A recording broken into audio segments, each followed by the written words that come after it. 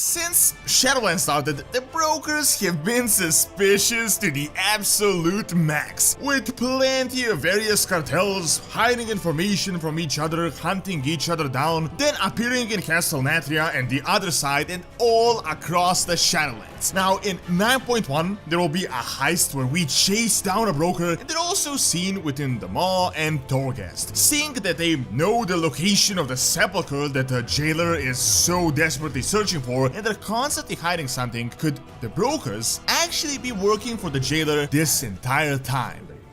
Brought to you by Gamivo. Use my link to get Shadowlands and game time cheaper as well as any other game. Use code DORON for an additional discount.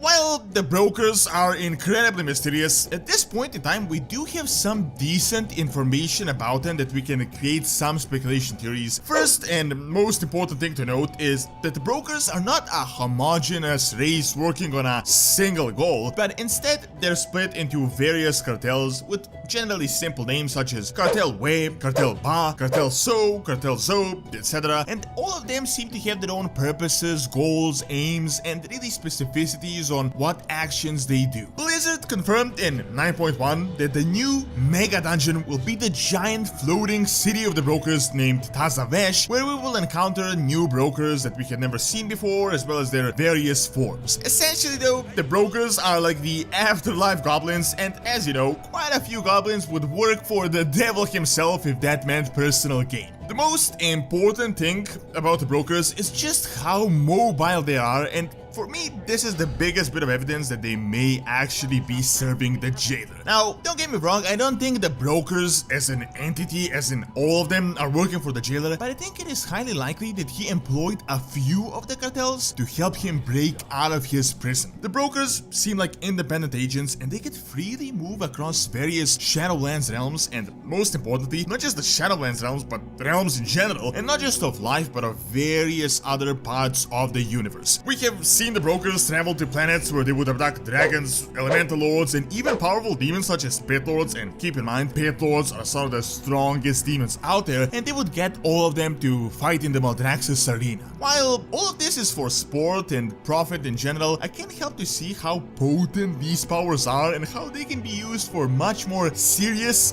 vile, and sinister purposes in the future. Seriously, just think about it. You have agents that can steal powerful artifacts and beings from everything from the twisting nether to the material plane, and they can deliver them anywhere, and most importantly to the Shadowlands. Is there really anyone that might serve the Jailer better than people like these? You know, the Jailer that is trapped within a realm where he cannot do anything himself and he needs outside help, and he needs more and more power to break free. The brokers would literally be the perfect agents to help him accomplish his goals. Now, from what we've learned thus far, we realize that these beings are very opportunistic and predatory as well, and will work for anyone if that meant personal gain for them. One example is the dealer Xai Exa that made a deal with Bonsandi in order to get power within Ardenweald. An even more interesting example is the artificer Xymox, the broker in Castle Nathria that actually used to work for the Nathrias, but then as he realized that things are kinda turning sour and no longer in his favor, he decided to just essentially start stealing artifacts from his former business partner.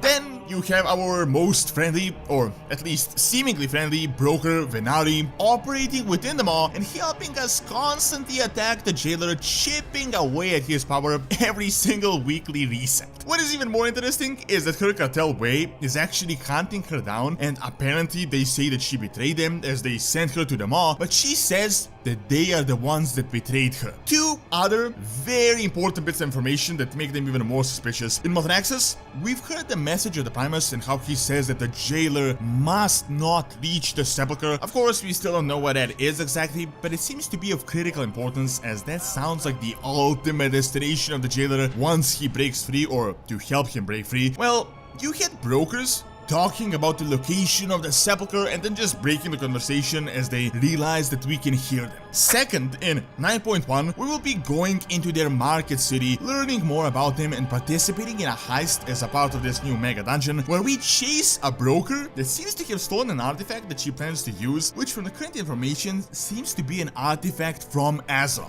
Additionally, a broker was delivering items for Kel'Thuzad, who also seems to work for the JAILER. So yeah, the brokers are incredibly suspicious. In fact, so suspicious that I wouldn't really trust them with anything. With these various hints, here is a scenario that I believe might have occurred and that makes the most amount of sense. First off, I want to completely dismiss the notion that the JAILER created the brokers or anything, or that they're a race related to him. Instead, I think they're just independent agents just employed by Zovaal. You might be wondering if the JAILER has been seemingly imprisoned in the maw for what seems like an eternity by now. Why are they working for him now? Why didn't they do it earlier? My answer is that the JAILER started to break free in a serious manner recently, mainly as the Arbiter malfunctioned and the brokers realized how powerful this being is and that there is a significant chance that he is successful, and if they help him, they're setting themselves up to gain much. And seeing as they're in Oribos quite a bit, I think the breaking of the Arbiter was enough proof that the JAILER isn't playing around and that he really means business. However, I think this radical action created a huge division within the broker culture, and that the cartels are really split on this decision. Some approve and some don't, and there even seems to be a serious division within single cartels, as was obviously the case with Venari.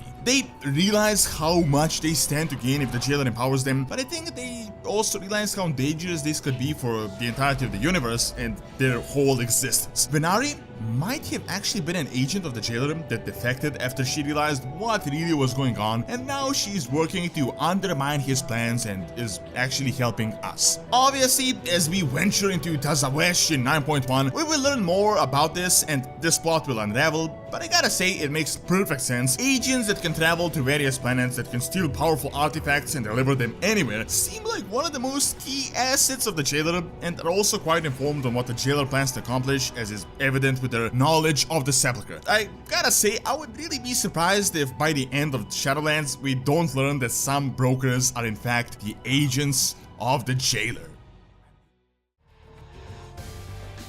Thank you for watching. Check out whether Tyrion is even in the Shadowlands, and also check out Donald's Academy for videos on real world history and science. See you next time.